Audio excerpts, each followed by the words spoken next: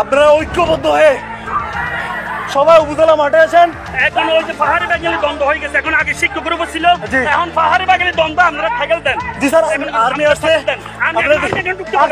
Army এখানে ঢুকেন। খামেরা তো দাগ হয় কিভাবে? এই যে ভাবি, দাগও যাবে রাগও যাবে, নিন চাকা সুপার হোয়াইট। 2 সপ্তাহের ব্যবধানে ফের উত্তপ্ত হয়ে উঠেছে খাগড়াছড়ি। এবার পাহাড়ি ছাত্রদের গণপিটুনিতে মারা গেলেন কারিগরি শিক্ষক। শিক্ষকের বিরুদ্ধে যৌন হয়রানির অভিযোগ ছিল। মঙ্গলবার খাগড়াছড়ি টেকনিক্যাল স্কুলের পাহাড়ি ছাত্রদের হাতে প্রাণ যায় প্রতিষ্ঠানেরই শিক্ষক আব্দুল হাসনাত মোহাম্মদ সোহেল রানার। তার মৃত্যুর বিষয়টি নিশ্চিত করেছেন খাগড়াছড়ি আধুনিক সদর হাসপাতালের আবাসিক চিকিৎসক রিপল বাপ্পি চাকমা। প্রত্যক্ষদর্শীরা জানান, শিক্ষক সোহেল রানার মৃত্যুর খবর জানাজানি হলে কিছু উচ্ছৃঙ্খল ছাত্র ও যুবক মহাজনপাড়া এলাকায় বেছে বেছে পাহাড়িদের বিভিন্ন ব্যবসা প্রতিষ্ঠানে হামলার পাশাপাশি ভাঙচুর চালাতে থাকে।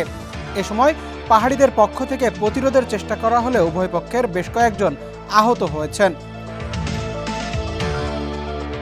এ ঘটনায় দুপুর 3টা থেকে 144 ধারা জারি করেছে জেলা প্রশাসন। শেষ খবর পাওয়া পর্যন্ত শহরে উত্তেজনা বিরাজ করছে। স্বাভাবিক, তবে ওয়ালপোর্টে জারি হচ্ছে, আমরা এই শহরবাসীর মধ্যে অনুরোধ করবো যেন তারা শান্তি বজায় রাখে এবং যে ঘটনা হয়েছে এটা মামলা হবে এবং যা অপরাধী তাদেরকে আমরা আইনের আওতায় নিয়ে আসবো। খোঁজ নিয়ে জানা গেছে 2021 সালের ফেব্রুয়ারিতে অফিস কক্ষে ডেকে নিয়ে যৌন হয়রানি, নিপীড়ন ও ধর্ষণ চেষ্টার অভিযোগ ওঠে শিক্ষক সোহেল রানার বিরুদ্ধে। সেই ঘটনায় তাকে খাগড়াছড়ি থেকে ঢাকা হেড অফিসে বদলি করা হয়। খাগড়াছড়ি প্রতিনিধি প্রদীপ চৌধুরীর পাঠানো তথ্যচিত্রে ডেস্ক রিপোর্ট, সমকাল।